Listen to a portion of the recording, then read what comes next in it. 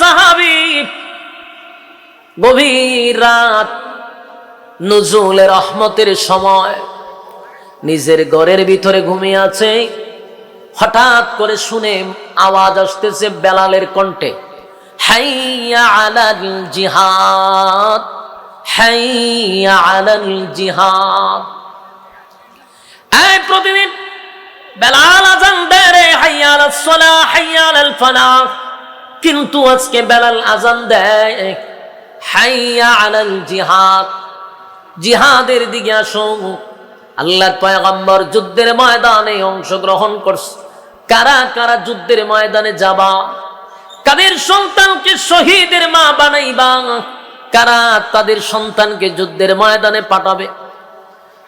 এইভাবে যখন বেলাল ডাকতেছিল, গভীর রজনীতে একটা ঘরের ভিতরে একটা বিধবা মহিলা 7 বছরের একটা বাচ্চাকে জড়ায়া দইরা ঘুমায়া ছিল। বেলালের কথা শুনা মহিলার চোখ দিয়া পানি পড়া শুরু হয়ে গেছে। মহিলা অজুরে কাঁদতে লাগলো, কাঁদতে কাঁদতে বালিশ ভিজায়া দেয়। 7 বছরের বাচ্চা মার কান্না শুনে ঘুম থেকে জাগ্রত হইয়া মাকে জিজ্ঞাসা করলো, মাগো এই গভীর রজনীতে তোমার চোখ দিয়া পানি পড়তেছে, কিসের ব্যথায় কাঁদো গো মা? কিসের ব্যথায় তুমি কাঁদো? বাবার কথা কি স্মরণ হয়ে গেছে? মহিলা সন্তান রে বলে, বাবা রে, ওই দেখ বেলাল ডাকতেছে হাইয়া আলাল জিহাদ। বেলাল তো জিহাদের জন্য ডাকে।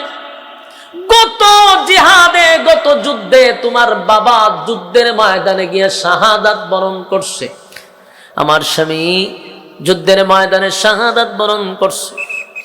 আজকে বেলাল ডাকে নবীর সঙ্গে বহু সাহাবীরা যুদ্ধের ময়দানে অংশগ্রহণ করবে।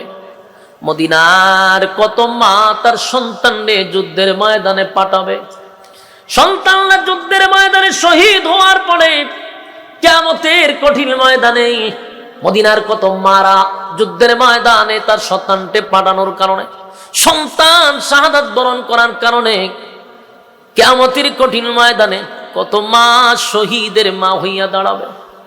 শহীদের মা হইয়া হাসরের মাঠে আল্লাহর দরবারে দাঁড়াবে। কিন্তু আমার কপালটা বড় খারাপ, আমার একটা উপযুক্ত সন্তান নাই রে, আমি যুদ্ধের ময়দানে পাঠাবো, হাসরের মাঠে আমি শহীদের মা হইয়া উঠতে পারলাম না। সেই ব্যথায় ব্যতীত হইয়া আমি কান্দি। সত্যের পথ অবলম্বন করুন। KH Islamic media.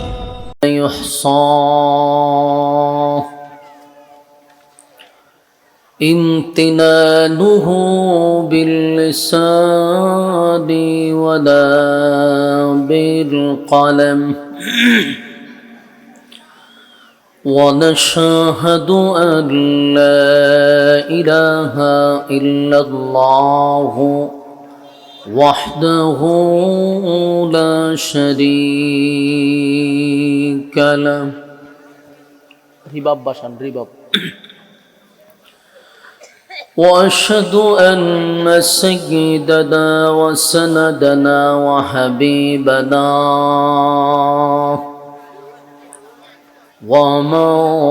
ومولانا محمدا عبد الله ورسوله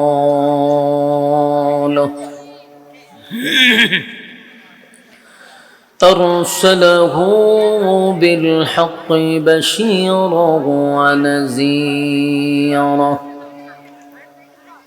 وداعيا إلى الله بإذنه وسراجا منيرا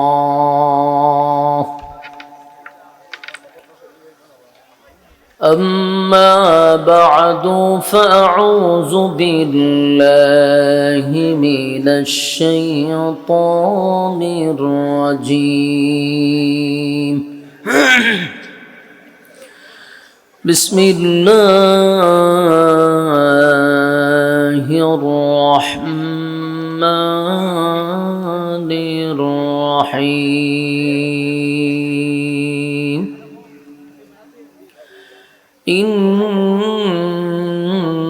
الذين آمنوا وعملوا الصالحات كانت لهم جنات الفردوس نزلا خالدين فيها لا يبغون عنها حولا قل لو كان البحر مدادا لكلمات ربي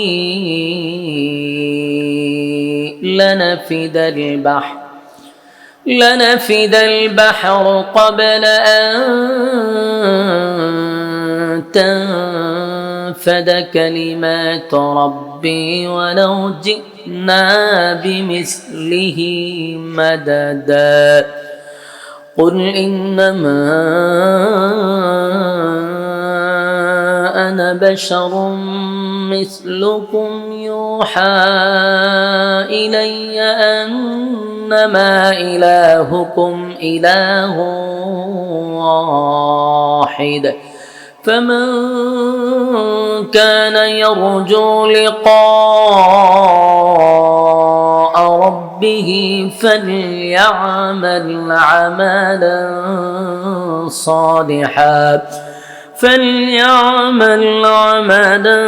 صالحا ولا يشرك بعبادة ربه أحدا صدق الله العظيم দুরূদ শরীফ পড়ি আল্লাহুম্মা সাল্লি আলা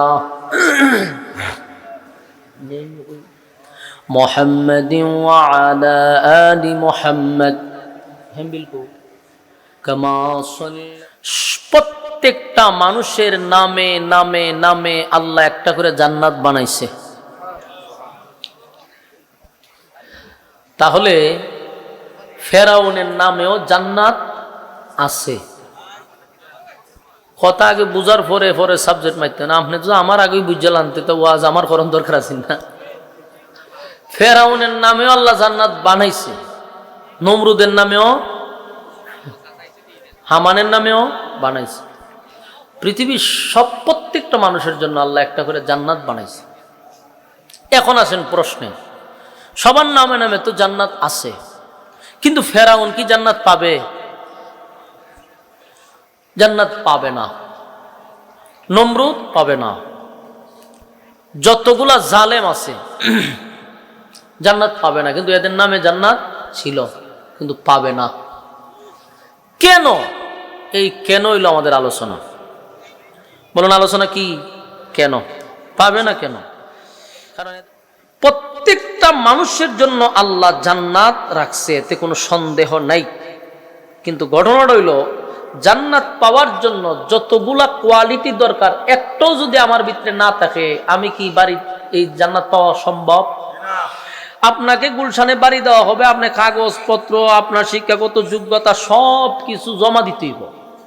আপনি যদি দিনার ফুটতে ফোন করে এখন বলে আমি ঢাকা আসতে পারবো না ভাই, আমার সময় নেই, আপনি আমার নামে যে বিল্ডিংটা আছে এটার চাবিটা আমার অমুকের কাছে পাঠাই দিয়ে দিব। আপনারে আপনার দৌড়াদৌড়ি করতে হইব, চেষ্টা করতে হইব, কষ্ট করতে হইব, এরপরে না বাড়ি পাইতে। তো দুনিয়া নামক জায়গায় পাঠাইছে আপনি চিরস্থায়ী জান্নাতটা পাওয়ার জন্য। আমাদের দুনিয়াতে কিছু কাজ আছে, এই কাজগুলো আমাদের করতে হবে। কারণ আমরা দুনিয়াতে আসছি, খাও দাও ফুর্তি করো, দুনিয়াটা মস্ত বড়, খাম কু খাম, দিনের খাম রাত্রের খাম দিয়ে আমরা পিএইচডি করে লেছি। তা আপনারা কি খামের লেগে পাঠাইছেন না? আমরা চান্দা করতে পাঠাইছে আপনারে, কথা কই না দি, মানুষের উপর জুলুম করবে লে পাঠাইছে, মানুষকে গুম খুন হত্যা করবে লে পাঠাইছে। তা আপনি তো ই খাম করে গেছেন পরকালে, তো এখন কি আপনি জান্নাত পাবেন? এটাই হলো মূল বিষয়। আবু জাহেলের নামে জান্নাত ছিল, কিন্তু পায় নাই, কেন? সন্ত্রাসী করছে, আগাম কুকাম করছে, ইমান নাই আমল নাই। ফেরাউন ইমান নাই আমল নাই, জুলুম নির্যাতন করছে, পাবে না। কথা ক্লিয়ার? ঠিক প্রত্যেকটা মানুষের নামে জান্নাত আছে, কিন্তু এই জান্নাতটা দুনিয়া তাই সেটা দলিল করতে হবে।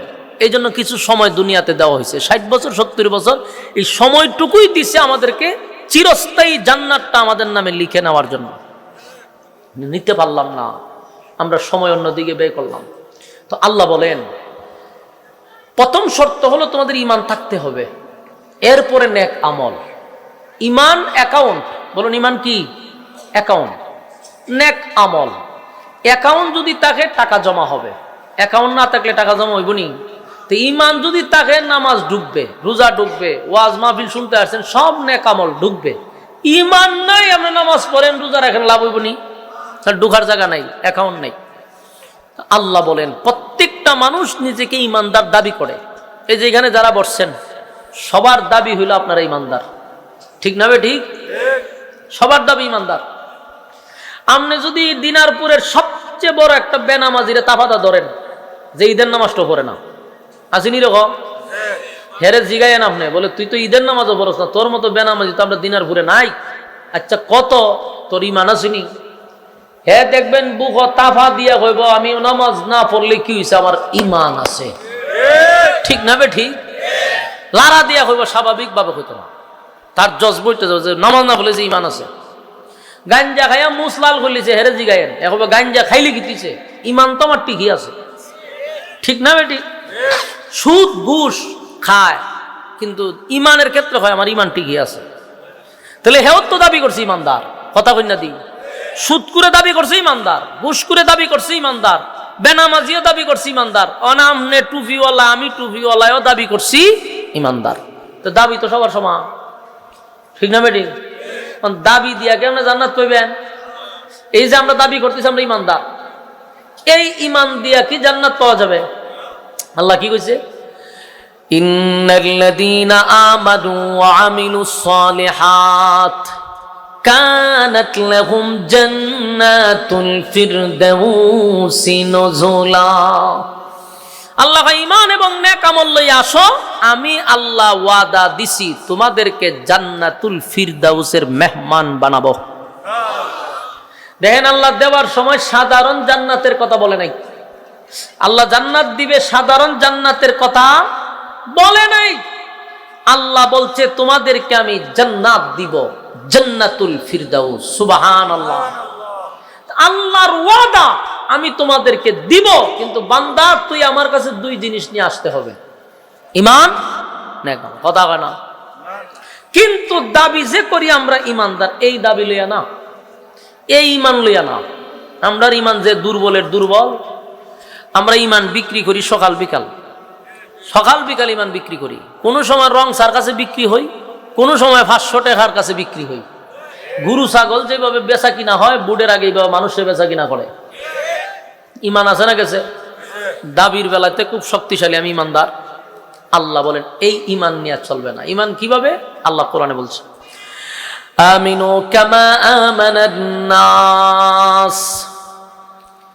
আল্লাহ রাব্বুল আলামিন বলেন প্রত্যেকটা মানুষ তোমরা ঈমান আনো। আমিনু কামা আমানান নাস, ওই মানুষদের মতো যারা অতীতে ঈমানের পরীক্ষা দিয়ে উত্তীর্ণ হয়েছে, ঈমানের পরীক্ষায় যারা ফার্স্ট ডিভিশনে পাস করছে, তোমরা তাদের মতো ঈমান আনো, তাদের মতো ঈমান আনো। আমি আল্লাহ ওয়াদা দিলাম তোমাদেরকে আমি জান্নাতুল ফিরদাউস দান করে দিব। সুবহান। আমার যুবক ভাইরা দিলে কেন লাগায় কথাগুলি শ্রবণ করবেন। আমার মালিক আমাদেরকে ওয়াদা দিছে, ওয়াদা দিছে নরমাল কোন জান্নাত দিবে না। জান্নাতের মধ্যে সবচেয়ে ভিআইপি যে জান্নাত, জান্নাতুল ফিরদাউস আমাদেরকে দান করবে, এটা আল্লাহর ওয়াদা। কিন্তু বান্দারে দুইটা শর্ত দিয়া দিছে, এক নাম্বার হলো ঈমান আর একটা হলো নেক আমল।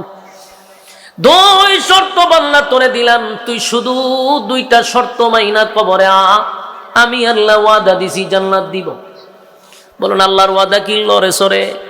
তাই কথা কথা, মালিকের ওয়াদা তো লরে না। কিন্তু বান্দা আমি আর তুমি যদি সঠিক জায়গায় তাইকা দুই গুণে গুণান্বিত হইয়া কবরে যাইতে পারি, মালিক বলছে আমাদেরকে জান্নাত দিব।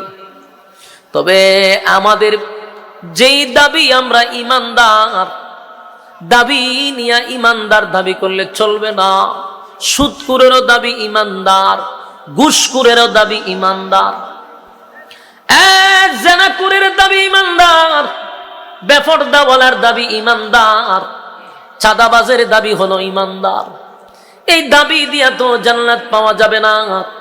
আল্লাহ কয় আমিনু কামা আমানান নাস, ঈমান আনো ওই মানুষদের মতো যারা অতীতে ঈমানের পরীক্ষায় ফার্স্ট ডিভিশনে পাস করছে। সুবহানাল্লাহ। ঈমানের পরীক্ষায় যারা ফার্স্ট ডিভিশনে পাস করছে তাদের মতো ঈমান আনো। নরমাল ঈমান লইয়া আমার কাছে আইসো না বান্দারে। আমিনু কামা আমানান নাসের ব্যাখ্যা হলো সাহাবায়ে কেরাম যারা ঈমানের পরীক্ষায় উত্তীর্ণ হয়েছে, জীবন দিছে জীবন দিছে জীবন দিছে, কিন্তু ঈমান দেয় নাই। সুবহানাল্লাহ। জীবন দিল কিন্তু ঈমান দেয় নাই। অসংখ্য সাহাবীরা দুনিয়ায় থাকতে জান্নাতের সার্টিফিকেট পেয়েছে। কেন পাইল? কারণ তারা ঈমানের পরীক্ষা দিছে। নিজের তুমি ঈমানদার দাবি করবা আর পরীক্ষা হবে না, এটা তো হতে পারে না। পরীক্ষা তোমার আসবে, আমার আসবে। এই পরীক্ষা যারা পাস করবে, আল্লাহ কয় কানাত লাহুম জান্নাতুল ফিরদাউসি নুজুলা। দুই গুণে গুণান্বিত হইয়া যারা কবরে আসবা জান্নাত দিব। তবে প্রত্যেকটা মুমিন বান্দা বান্দির উপরে আমি আল্লাহ ঈমানের পরীক্ষা নিব। পরীক্ষা আছে না নাই?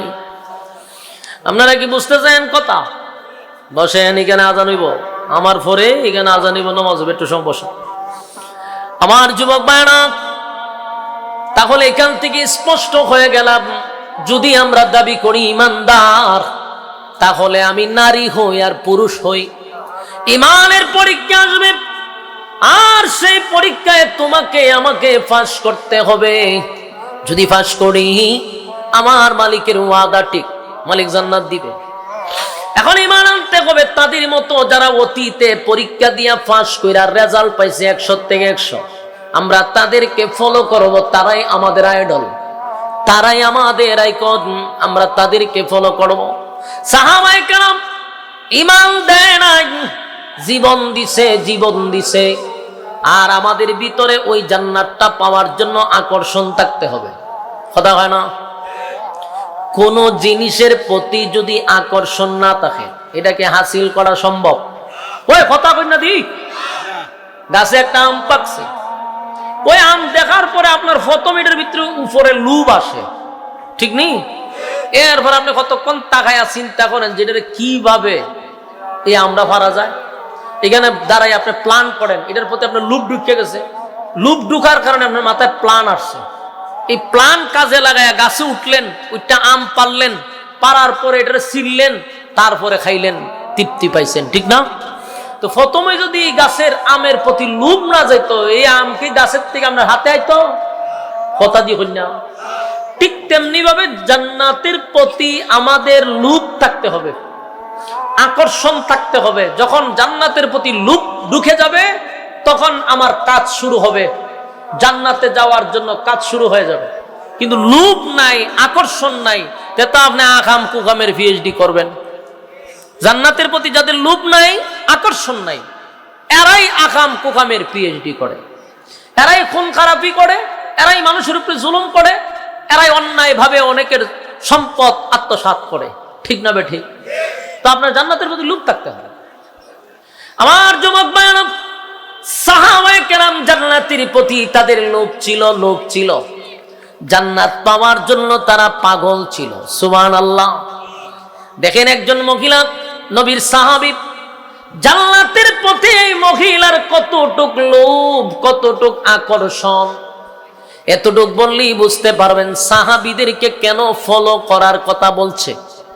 কেন বললো আমিনু কামা আমানান নাস, এদের মতো ঈমান আনো। এক মহিলা সাহাবী গভীর রাত, নুজুলে রহমতের সময়, নিজের ঘরের ভিতরে ঘুমিয়ে আছে।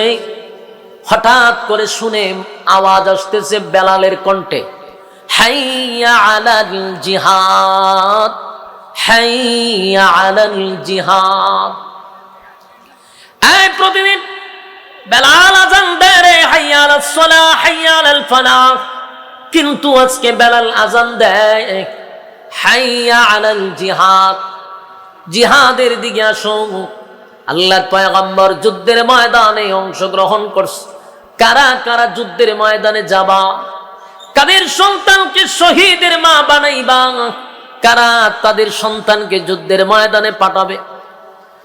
এইভাবে যখন বেলাল ডাকতেছিল, গভীর রজনীতে একটা ঘরের ভিতরে একটা বিধবা মহিলা 7 বছরের একটা বাচ্চাকে জড়ায়া দইরা ঘুমায়া ছিল।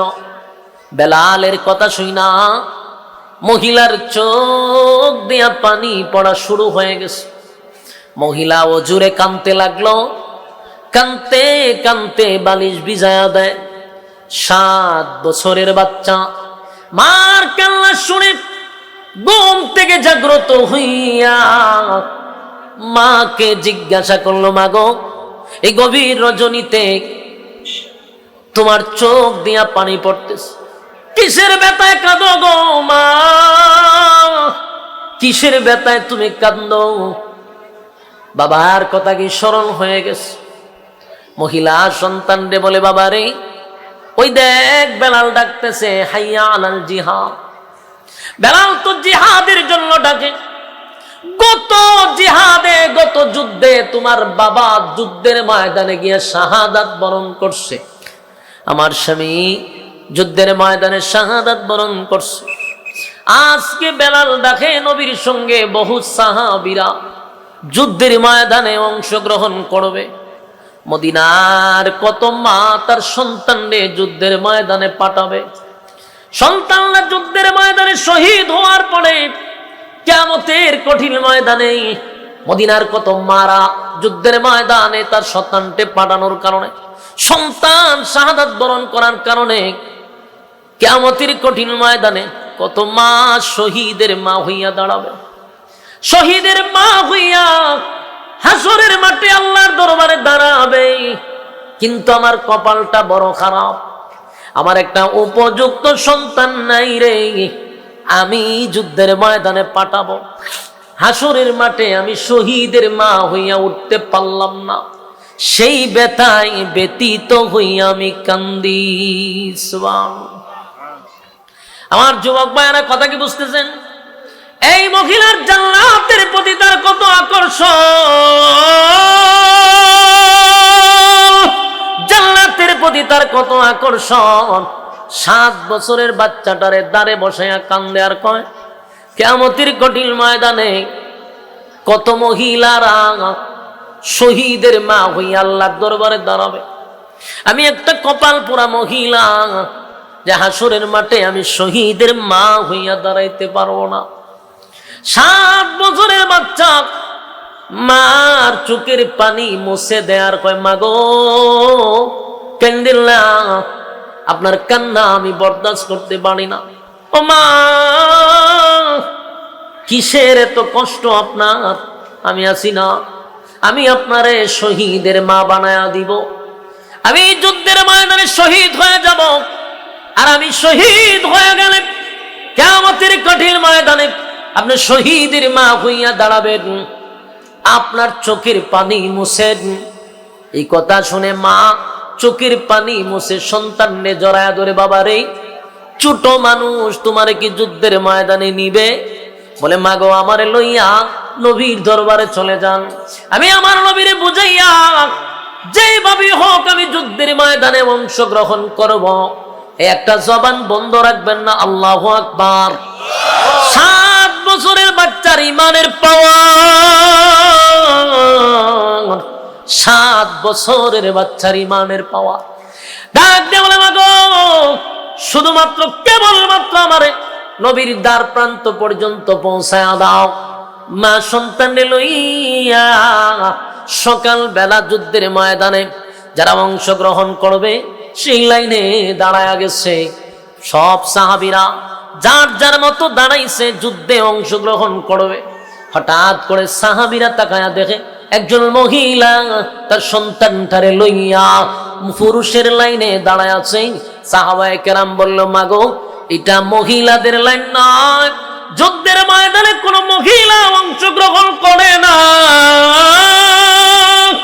মহিলাদেরকে যুদ্ধের ময়দানে এলাও করা হয় না।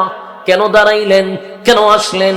মহিলা কয়, আমি যুদ্ধের ময়দানে যাব না, এই দেখো না আমার কুলের মধ্যে আমার একটা সন্তান আছে, আমার এই সন্তানটাকে যুদ্ধের ময়দানে যাওয়ার জন্য তার নাম আমি তালিকার মধ্যে উঠাবো, এই লক্ষ্যেই তো আমি আসছি। আমার যুবক ভাইয়েরা, সাহাবায়ে কেরাম বলল, আপনার সন্তানের বয়স মাত্র 7 বছর, বালেগ হয় নাই, একটা নাবালক বাচ্চারে কিভাবে গো আমরা যুদ্ধের ময়দানে নিব? এই বাচ্চা তো তরবারির চেয়ে আরো ছোট, এত ছোট বাচ্চা যুদ্ধের ময়দানে এলাও না, কোনোভাবেই এটা সম্ভব না, আপনি লাইন ছেড়ে দেন। মহিলা মানে না, বারবার রিকোয়েস্ট করলো, মহিলা মানতে রাজি না। চেঁচামেচির কারণে আওয়াজ নবীর কান পর্যন্ত পৌঁছে গেছে। আল্লাহর হাবিব বললেন, সাহাবীরা রে, কি ঘটনা ঘটে গেল? বলে, হুজুর এই মহিলাটারে কত বুঝাইলাম আর কতভাবে তারে বাধা দিলাম, মানে না, বুঝে না, এইটারে যতই বুঝাই মহিলা তার বাচ্চারে সামনে রাখে। আবার নবীজি 7 বছরের বাচ্চা লইয়া মহিলা আসছে, তার বাচ্চারে নাকি যুদ্ধের ময়দানে ঢুকাবে। আল্লাহর নবী বললেন, মাগো এত ছোট বাচ্চা কি যুদ্ধের ময়দানে ঢুকানো সম্ভব? মাগো আপনার বাচ্চা বড় হইলে পড়ে আপনি যুদ্ধের ময়দানে নিয়ে আসেন, এই বাচ্চা তো বালেগ হয় নাই, তরবারির চেয়েও তার হাইট অনেক নিচে। এই কথা যখন বলতেছিল, ওই ছোট বাচ্চাটা ডাক দিয়ে বলে, নবী গো আমারে কি একটা কথা বলতে দিবেন? আল্লাহর নবী আশ্চর্য হয়ে গেছে। ছোট বাচ্চা বলে, হুজুর আমার মা যখন চুলার মধ্যে আগুন ধরায় তখন আমি তাকায়া তাকায়া দেখি চুলার ভিতরে কিন্তু প্রথমেই বড় বড় লাকড়িগুলা দেয় না, ছোট ছোট ছোট ছোট লাকড়িগুলা দিয়া চুলার আগুনটারে ধরায়া দেয়। যখন চুলার ভিতরে আগুন ধরে যায় তখন বড় বড় লাকড়িগুলা ঢুকায়া দেয়। চিন্তা করেন, 7 বছরের বাচ্চা। আল্লাহর নবীকে সে বুঝাইতে চায়, হুজুর যুদ্ধের ময়দানে আমার মতো ছোট বাচ্চাগুলোরে আগে আপনি যুদ্ধের ময়দানে ছেড়ে দেন, আমরা শহীদ হইয়া যুদ্ধের ময়দানে আগুনটা ধরায়া দিব, তারপরে বড় বড় বড় বড় সাহাবীরা যুদ্ধ শুরু করবে। আল্লাহর নবী তার দিকে তাকাইয়া চোখের পানি ছেড়ে দিছে। আল্লাহর নবী বলেন, এত ছোট বাচ্চা তার ইমানের পাওয়ার, ইমানের পাওয়ার, ইমানের পাওয়ার। আমার যুবক ভাইয়েরা, আল্লাহ এমনি এমনি বলে নাই আমিনু কামা আমানান নাস, ঈমান আনো ওই মানুষদের মতো যারা অতীতে ঈমানের পরীক্ষায় উত্তীর্ণ হয়েছে তাদের মতো ঈমান আনো। কেন বললো? কারণ নবীর সাহাবীরা ঈমানের পরীক্ষায় তারা সব সময় ফার্স্ট ডিভিশনে পাস করছে। এই ছোট বাচ্চা যুদ্ধের ময়দানে যাওয়ার জন্য নবীর সামনে বিভিন্ন যুক্তি পেশ করলো। আল্লাহর নবী তার দিকে তাকায় আছে।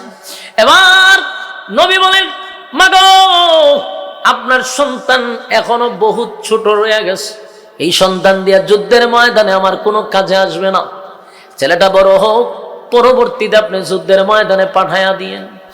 এবার এই মহিলা ডাক দেয়া বলে, আল্লাহর পয়গম্বর আমার সন্তান যে একেবারে কাজে লাগবে না বিষয়টা এমন না। নবীজি যুদ্ধের ময়দানে আমার ছেলেটা একটা কাজে লাগবে। যদি আমার সন্তান তরবারির চেয়ে আরো অনেক ছোট, কিন্তু একটা কাজে আমার সন্তানটা লেগে যাবে। নবীজি আপনি যখন যুদ্ধের ময়দানে যাবেন, আপনাকে লক্ষ্য করিয়া বেঈমানের বাচ্চাগুলি একের পর এক তীর মারতে থাকবে। আপনাকে লক্ষ্য করে মানুষ আপনারে তীর মারবে, আঘাত করবে।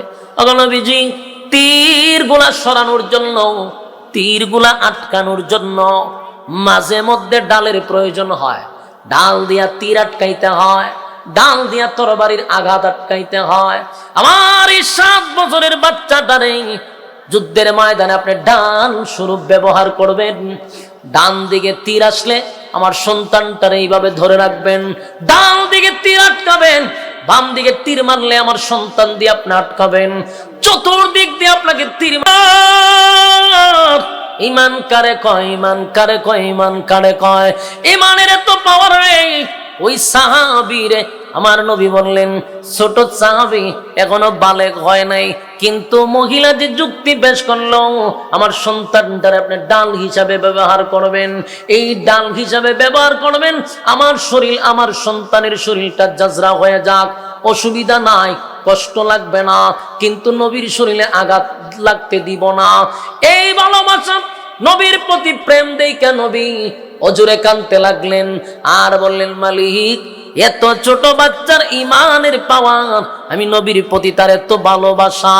আমার যুবক ভাইয়েরা, আল্লাহ বলেন আমিনু কামা আমানান নাস, ঈমান আনো ওই মানুষদের মতো। কেন ওই মানুষ বলতে কারা বুঝাইছে? শুধু সাহাবায়ে কেরামদেরকে বুঝায় নাই। আমিনু কামা আমানান নাস আব্দুল্লাহ বিন তামির হতে পারে, আমিনু কামা আমানান নাস ফেরাউনের বউ আসিয়া হতে পারে।